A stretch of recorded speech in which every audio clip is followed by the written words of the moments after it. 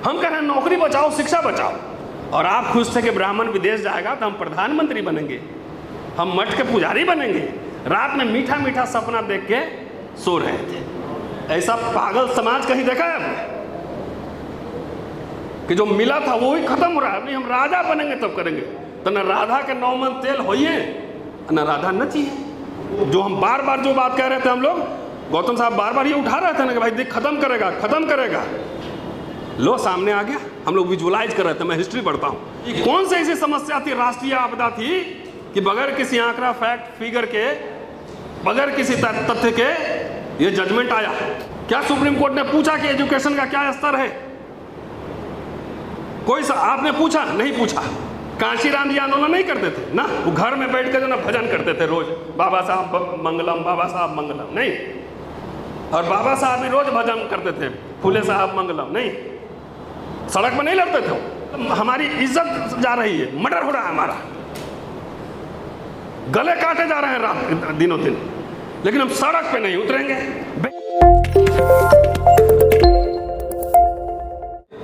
आपने एक न्यूज़ देखा होगा, जेएनयू की दीवारों पर लिखा था कि चमारो भारत छोड़ो, दलितों भारत छोड़ो। और कई लोगों ने, हमारे लोगों ने इसका विरोध किया। मैंने कोई प्रतिक्रिया नहीं दी। आज पहली प्रतिक्रिया आपके सामने दे रहा हूँ। वीज़ा और पासपोर्ट दिलवा दो, हम लोग छोड़ के चले ही जा रहे हैं। 2 साल से जाना था इंग्लैंड अमेरिका लेक्चर देने, ऐसी गवर्नमेंट रोकी हुई है, तो छुड़वा दो, वीज़ा पासपोर्ट दिलवाओ, हम लोग चले जाए। तो मैं समझता हूँ कि हर चीज़ पे त्वरित प्रतिक्रिया नहीं देनी चाहिए, थोड़ा सोच समझ के। और ये सब क्यों हो रहा है, इसका एक संदर्भ है, और जो जजमेंट आया है उससे क्या संदर्भ है ये मैं आपको बताऊंगा। मैं वकील नहीं हूं, लेकिन वकील पे मैंने एक पीएचडी की है, एक वकील पे मेरी पीएचडी। हमारे तरफ एक कहावत है, बेगानी शादी में अब्दुल्ला दीवाना। और जजमेंट तो वकील साहब बताएंगे, यहाँ गौतम साहब हैं, एमएलए भी हैं, एडवोकेट भी हैं। लेकिन जिस पिटीशन पे ये जजमेंट आया हो पंजाब सरकार का है, जहाँ तक हमने समझा है, पढ़ा है। और पिटीशन में क्या था, 1975 में पंजाब सरकार ने 2 हिस्से में बांटा था रिजर्वेशन। फिर तेलंगाना में आया, और उसके बाद कोर्ट में, सुप्रीम कोर्ट में गया 2004-5 में। सुप्रीम कोर्ट के 5 जज के बेंच ने कहा कि शेड्यूल कास्ट में डिवीजन नहीं हो सकता है। संविधान सभा का भी यही मैंडेट था, और डॉक्टर अंबेडकर का भी यही मैंडेट था। उसमें देखिए, उसमें कहीं भी, उसमें सिर्फ ये प्रे है कि हमारा रिस्टोर कर दिया जाए, रिस्टोर कर दिया जाए। और मैंने आज पंजाब में कुछ लोगों से बातचीत की, तो फॉर्मूला कुछ इस तरह से था कि अगर पर्टिकुलर सेक्शन में अगर कैंडिडेट नहीं मिलते हैं तो दूसरे सेक्शन उस कैंडिडेट को पूरा किया जाएगा, रिजर्वेशन लेकिन रहेगा। मैं पूरा पढ़ा नहीं है, मैं कुछ जर्नलिस्ट से बात किया, उसके आधार पर यही है कि वो डी रिजर्व नहीं होगा, बैकलॉग में नहीं जाएगा। अगर मान लीजिए कि ए है और बी का है, बी का खाली हो गया, तो अगर नहीं है कैंडिडेट अवेलेबल तो ए से हम पूरा करेंगे। कहीं उस प्रेयर में क्रीमी लेयर हम लागू करेंगे इसके लिए नहीं मांगा गया था। शेड्यूल ट्राइब की ओर से कोई पिटीशन नहीं। क्या साहब है, शेड्यूल ट्राइब की ओर से कोई पिटीशन नहीं।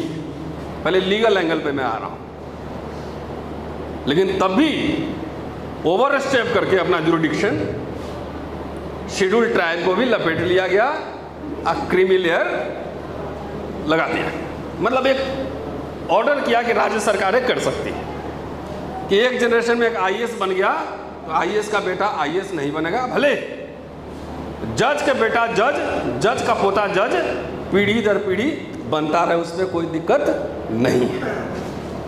अगर अच्छा होता कि सुप्रीम कोर्ट जो सलाह सरकार को दे रही है वो सबसे पहले अपने यहाँ ही लागू करता कि भाई हाई कोर्ट में या सुप्रीम कोर्ट में हम पूरा डाइवर्सिटी लागू करेंगे तो दुनिया भर में स्वागत होता। कितना ट्रांसपेरेंट है जुडिशरी। लेकिन मैं क्लोज डोर में हूँ अंकल जजेस, हमारे ऊपर नहीं बोलिए। जज का 3 जनरेशन जज का बेटा जज बन सकता है, लेकिन एक आईएएस का बेटा आईएएस नहीं बन सकता है रिजर्वेशन के थ्रू। क्या सिस्टम इतना ट्रांसपेरेंट है?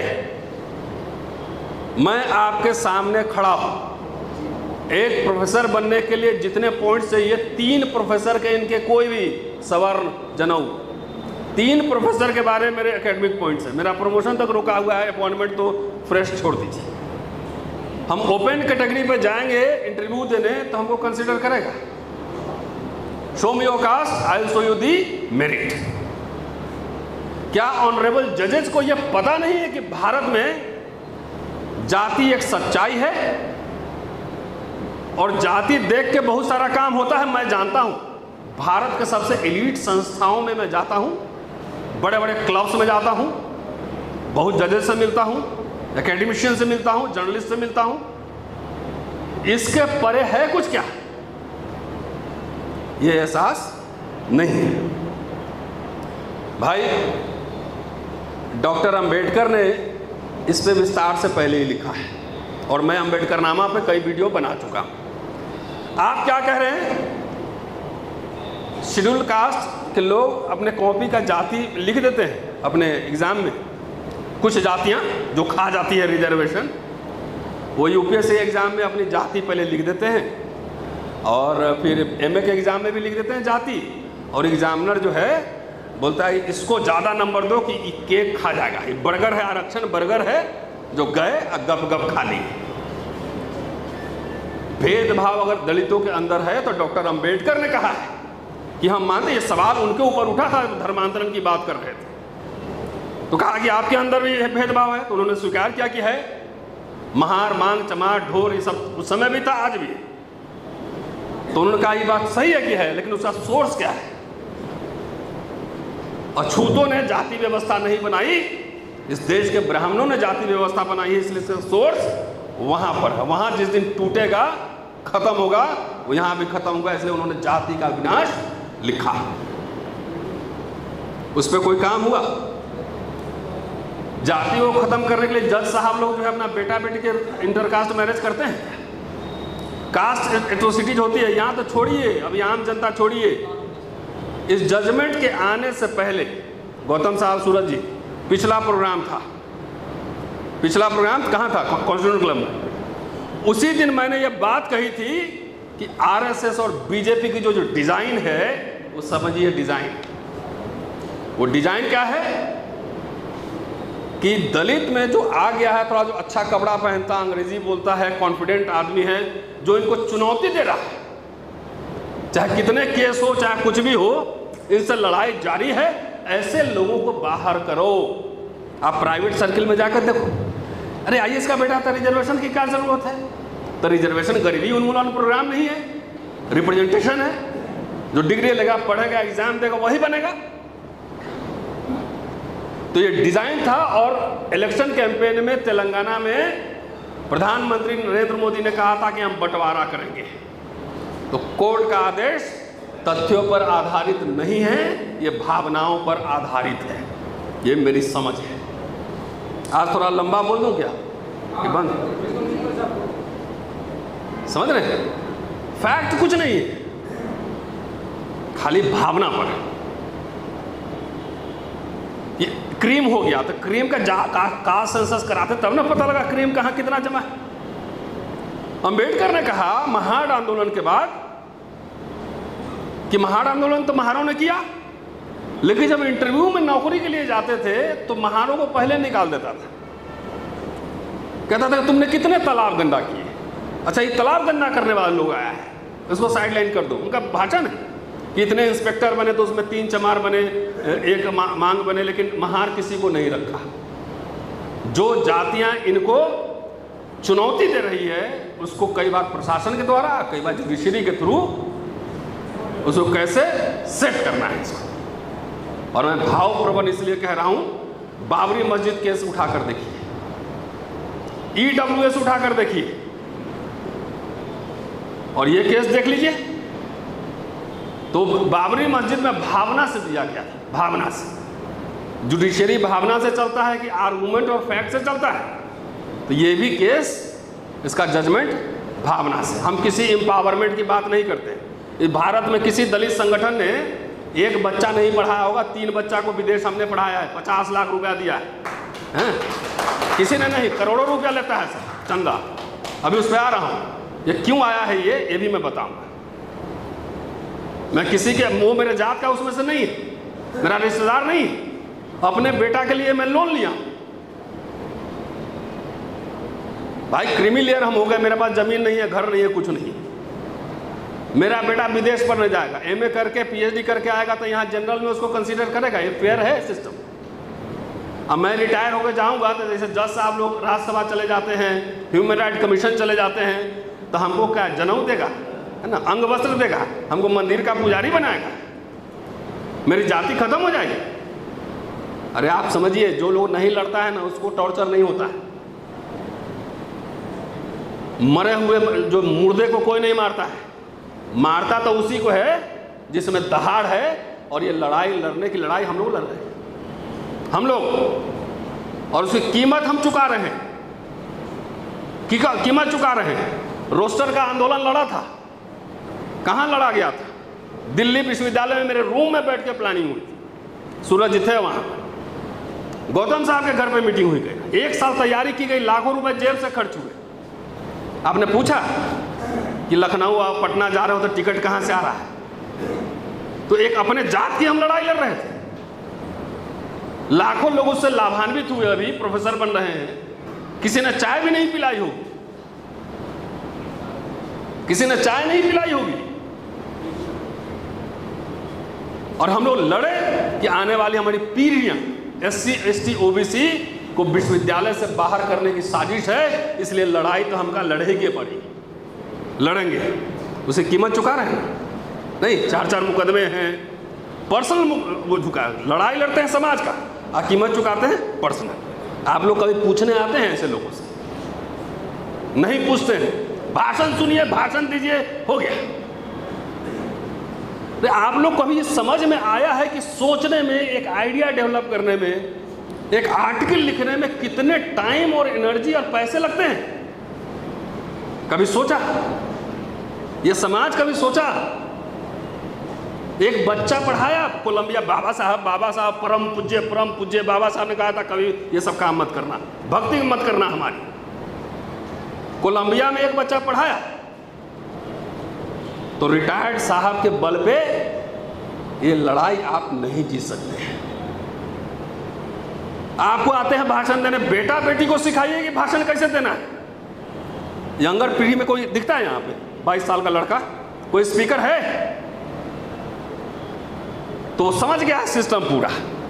ये सब पढ़ता लिखता है नहीं, खाली इमोशनल बात करता है।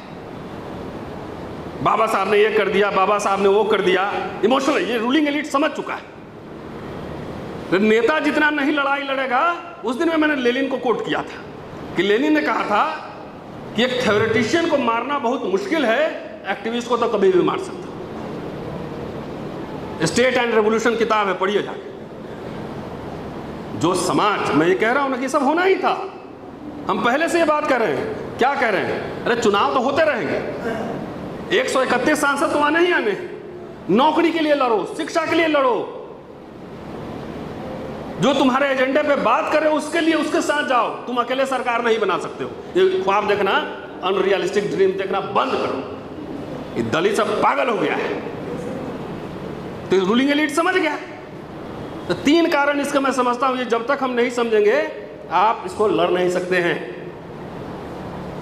करोड़ों रुपए इकट्ठा हुए, करोड़ों दलित संगठनों ने, आप लोगों ने चंदा देके अपने पांव पे कुल्हाड़ी खुद ही मारा है।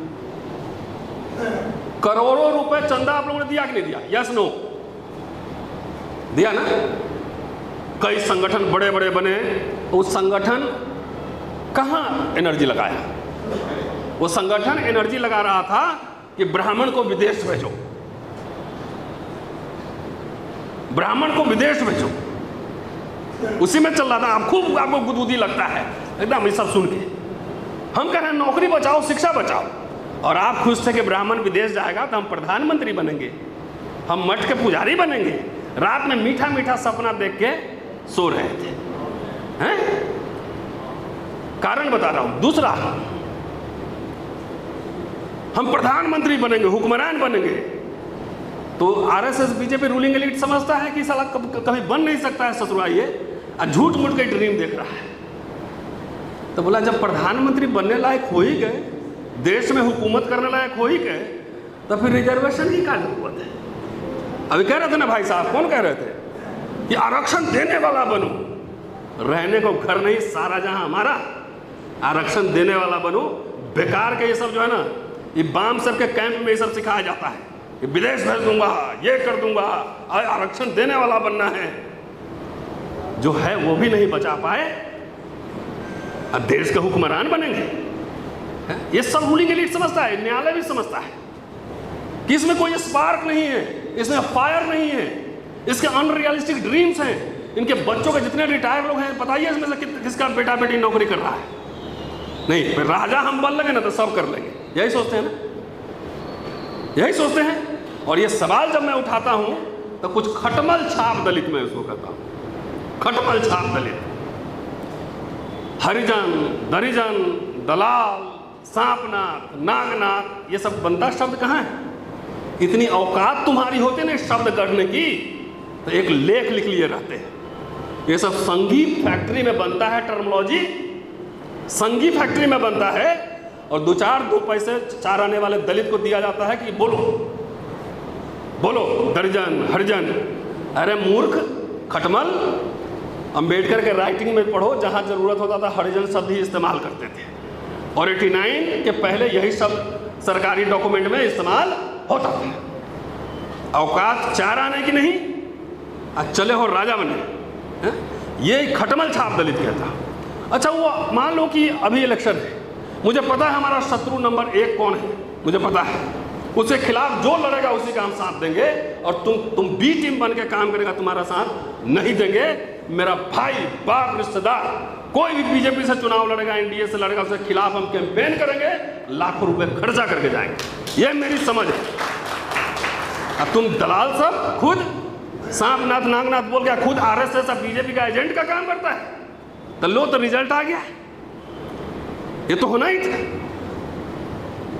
सोचो, दिमाग में बल दो। आप लोग खाली इमोशनल भाषण देख रहे, बोलने के लिए बहुत पढ़ना पड़ता है। ये सब एजेंट नहीं, हम राजा हुक्मरान, ब्राह्मण विदेश जाएगा, हम राज करेंगे, ऐसा पागल समाज कहीं देखा है आपने? कि जो मिला था वो ही खत्म हो रहा है। नहीं, हम राजा बनेंगे तब करेंगे, तो न राधा के 9 मन तेल होइए, न राधा नचिए। हम लोग रोस्टर की लड़ाई लड़ रहे थे, कौन दलित नेता हमारे साथ आया था? बड़े बड़े दावे करने वाले कौन आया था? तो आप लोग को, आई एम सॉरी, आप लोग को इंटेलेक्चुअल एक्टिविटी, रिसर्च कैसे बनाना है, कुछ करना, ऐसी कोई समझ नहीं है। 10 साल के अंदर ये ब्रांडेड शर्ट भी आपके ऊपर से उतर जाएंगे, कोई समझ नहीं है। अभी बोलेंगे कि चलिए आपको राज्यसभा का टिकट दिलवाते हैं, 3 करोड़ रुपया लगे तुरंत पहुंच जाएगा। आप बोलेंगे चैनल सब चल रहा है, सबको थोड़ा मदद कर दो, काम करता है, 1 रुपया नहीं निकलता है। रिसर्च ऐसी होता है। साहू जी महाराज अगर स्पॉन्सर नहीं किए रहते इनके लिए, तो मूक नायक निकालते, 2500 रुपया उस समय दिया था इनको मूक नायक के लिए। गायकवाड़ कोलंबिया नहीं भेजते तो अंबेडकर बनते। आपने क्या किया है? ये सवाल आपके ऊपर मैं उठा रहा हूं, मुझे आपका वोट नहीं चाहिए। कुछ लोग खाली भाषण देके सुन के ताली बजाना है, तारीफ करना है, तारीफ के लिए आए। ये इसलिए कि जिम्मेदार, जो वर्गीकरण हुआ इसकी जिम्मेदारी आप लोगों की है, क्योंकि आप लोग रियल इशू, रियल बीमारी को पकड़ ही नहीं रहे थे कि शिक्षा हमारे लिए जरूरी है। सरकारी स्कूल खत्म हो गए, यूनिवर्सिटी खत्म हो गए। इसी पिछले आज़ादी के बाद 40 साल में मिडिल क्लास बाबू लोग बना था। फ्री में इंजीनियरिंग कॉलेज में, मेडिकल कॉलेजेस में एडमिशन हो रहे थे। बताइए हो रहा था कि नहीं हो रहा था? बताइए, आपको बच के भाव मिल रहा था कि नहीं मिल रहा था? हैं? स्कॉलरशिप मिल रहा था कि नहीं मिल रहा था? सांपनाथ है तो नागनाथ है, इसका अंतर भी समझ में आता है? संगीत सब बना के दे दिया, हुले हुले करते रहता है। आजकल इन लोगों की भाषा देखिए, दुर्भाग्य की बात है कुछ ऐसे लंपट लोग अपने नाम में बौद्ध भी लगाते हैं। बौद्ध नाम में लगाते हैं, अब मुंह खोलेगा तो गाली ही निकलेगा, ऐसे लंपट लोग हैं। ये समाज की हालत है। दोस्तों, रिजर्वेशन, एक बात कह रहा हूं, गंभीरता से सुनिए, और आंदोलन तो हो के रहेगा, ये भी मैं कह रहा हूं। ट्विटर और प्रेस कॉन्फ्रेंस से बाहर निकलिए। वोट लेते हैं आप, पैसा लेते हैं आप, मैं जिम्मेदार नहीं हूं, मैं घर में बैठ जाऊं, आपका कर्जा नहीं खाया है। वोट आप ले रहे हैं, चंदा आप ले रहे हैं, लड़ेगा कौन? ये पूरे लड़ने वाले लोगों को साइड बाहर करने की तैयारी है। मेरा नौकरी आज चला जाएगा, आप लोग आएंगे, मेरा रोटी चलाएंगे? जेल से ढेला नहीं निकलता है, कहते हैं देशी राजा ही बनेंगे। ऐसे लोगों को संभालने के लिए कोई योजना है आप लोगों के पास कि जो आपके मुझे, मैं तो प्रोफेसर हूं, क्या जरूरत है हमें लड़ने की? मैं तो बंगला में रहता हूं, एमपी से कम बड़ा बंगला नहीं है। कभी ऐसे लोगों की इज्जत है? ये कैसे इसको सस्टेन करना है? नहीं है। और इसलिए जो हम बार बार जो बात कह रहे थे, हम लोग, गौतम साहब बार बार ये उठा रहे थे ना कि भाई देख, खत्म करेगा, खत्म करेगा। लो सामने आ गया, हम लोग विजुअलाइज कर रहे थे। मैं हिस्ट्री पढ़ता हूं, जितना पीछे देखता हूं उतना आगे भी देखता हूं। रोजगार का सवाल सीधा और सीधा शिक्षा के साथ जुड़ा हुआ है। पहले बात समझिए, जो जनरेशन, जो आर्गुमेंट उन्होंने दिया हमारे लिए, ईडब्ल्यूएस में आर्गुमेंट दे सकता है। ईडब्ल्यूएस में मैं कह रहा हूं, आंकड़े हैं, रिकॉर्ड पे है, ब्राह्मण में भी शादी ब्याह नहीं होता है, पता है? उसमें भी छुआछूत है, सारे जातियों के अंदर भी छुआछूत है। ठाकुर में भी कई कैटेगरी है, कास्तों में सैकड़ों उपजातियां हैं। इसके बाद आपस में भी एक दूसरे से भेदभाव है। उस आधार पर ईडब्ल्यूएस का वर्गीकरण करेंगे? बताओ, उसमें करोगे कि ब्राह्मण का 2% और ठाकुर का 3% करेंगे? तो ये कौन सी ऐसी समस्या थी, राष्ट्रीय आपदा थी, कि बगैर किसी आंकड़ा, फैक्ट, फिगर के, बगैर किसी तथ्य के ये जजमेंट आया? क्या था? कौन सी अर्जेंसी थी? कोई राष्ट्रीय संकट आ गया था। 5 करोड़ केसेस जो है लंबित है देश भर में, सुप्रीम कोर्ट में लाखों केस लंबित है। जिस तरह से फैसले आ रहे हैं, बाबरी मस्जिद हो, नीट का सवाल हो, ईडब्ल्यूएस का सवाल हो, चाहे ये सवाल हो, ये सवाल खड़ा करता है कार्यशैली पर। तो शिक्षा में आप पूछिए भारत सरकार से, ये तो नहीं ना कि जात के हिसाब से आप नंबर दो एग्जाम में। भारत सरकार से पूछिए कि शिक्षा के बजट आपने बढ़ाया है कि कम किया है? तब पढ़ेगा नहीं। साइंटिस्ट बनने में रिजर्वेशन है, मतलब एक हाथ से दिया और दूसरे हाथ से लिया। मारो मत भागो, मारो मत भागो, 3 वर्ड के मीनिंग चेंज हो जाते हैं। तो आप बताओ, साइंटिस्ट में रिजर्वेशन दे रहे हैं, स्कूल है ही नहीं। किसने रोका है कि दलितों में भी जो एकदम सबसे गरीब है, उसके लिए आप मॉडर्न स्कूल जैसा अंग्रेजी मीडियम रेसिडेंशियल स्कूल खोलिए? किसी ने रोका? किसी ने मना किया कि उनको विशेष अवसर दिया जाए राज्य की ओर से? कोई जो समाज अभी डफली बजा रहा है, कोई जाके सरकार उसको वोट भी देता है और पूछता नहीं कि हमारे बच्चों के स्कूल का क्या होगा। सारे ये पूरे क्लास 3 और क्लास 4 जो है, चौकीदार का, सफाई कर्मी का, 3-4 प्राइवेटाइज कर दिया। 12,000 रुपये नौकरी कर रहा है। कोई आंदोलन किया, बोले रिजर्वेशन मिल गया हमको, ढोल बजाओ। सारा प्राइवेटाइज कर दिया, तुम्हारी आवाज नहीं निकली, उसके लिए हम लोग लड़ रहे हैं। क्या सुप्रीम कोर्ट ने पूछा कि एजुकेशन का क्या स्तर है? कोई आपने पूछा? नहीं पूछा। मांझी जी, अभी आज उनका स्टेटमेंट मैंने पढ़ा है, मांझी जी ने एकदम विरोध कर दिया है कि नहीं, जो इसका विरोध कर रहे हैं बहुत गड़बड़ है। चिराग पासवान ने, बहन मायावती ने इस जजमेंट का विरोध किया है, चंद्रशेखर ने किया है। हम लोग तो छोटे मोटे लोग हैं, लेकिन जितना औकात है उतना विरोध हम लोग कर देते हैं। मांझी साहब करे नहीं, 10 साल पहले लगना चाहिए था। अब सुनिए, मांझी साहब को व्यक्तिगत रूप से मैं जानता हूं और व्यक्तिगत रूप से वो भी मुझे जानते हैं। 80 के दशक से वो विधायक हैं गया से, 80 के दशक से। एक दिन जंतर मंतर पर भाषण था, उनका प्रोग्राम था, मुझे भी गलती से बुला लिया। उनका बेटा भी मंत्री था उसमें। अब भाषण का टोन सुनिए, हमारा खा गया, हमारा खा गया, हमारा खा गया। पिछड़ा का यादव खा गया, कोई आंकड़ा नहीं है। मैंने एक लेख लिखा था 2018 में, अतश्री यादव जाटव कथा। आओ बेटो यादवो जाटवो, आओ केक है खाओ। उसी मंच पे मैंने उनसे कहा था कि आप मुख्यमंत्री रहे और अपने समाज का एक बच्चा मुझे ठीक ठाक पढ़ा लिखा, अंग्रेजी बोलने वाला, लिखने वाला मुझे दीजिए, ऑक्सफोर्ड में पढ़ाने का खर्चा मैं उठाऊंगा। बोलती बंद हो गई। मुख्यमंत्री रहे, गया में एक अपने समुदाय के लिए English school, residential, fully residential, क्यों नहीं खोला तुमने? कितने लोग के बच्चे बिना अंग्रेजी पढ़े हुए आपके बच्चे नौकरी में नहीं जा सकते? ये बात समझ नहीं है आपको। नीट में 4-4 लाख का कोचिंग हो रहा है, मेडिकल में आपको रिजर्वेशन दे देगा सेपरेट, चलिए आप दे दिए ओके। लेकिन जब आपका बेटा पढ़ेगा ही नहीं, कोचिंग करेगा ही नहीं, तो डॉक्टर बनेगा कैसे, इंजीनियर बनेगा कैसे? इसलिए बेसिकली ये जजमेंट नहीं है, ये आरक्षण खत्म करने की दिशा में एक पहला सिस्टमैटिक स्टेप है। ये मेरी समझ है। आपको समझना है समझो, मुझे जो समझना है समझो। मेरे बारे में मुझे कोई फर्क नहीं पड़ता है। मेरे कॉलेज में एक प्रोफेशन में गौतम साहब 4 जनरेशन से लोग काम कर रहे हैं, 4 जनरेशन से मेरे स्टूडेंट भी रहे हैं। मैंने कहा यार बिहार से देखो हम लोग आते हैं, उधर बिहारी लोग आता है कि झोला लेके अपना टिक्की की बढ़ाया आता है, साल भर में टिक्की की काट के उधर जमुना में फेंक देता है और 5 साल में यहाँ आके अपना सीख होके IAS बन के निकल जाता है। अब तुम लोग को हिंदू कॉलेज में एडमिशन मिल रहा है, बोलो ना कितना मदद कर रहे हैं मुझे, IAS की तैयारी करो।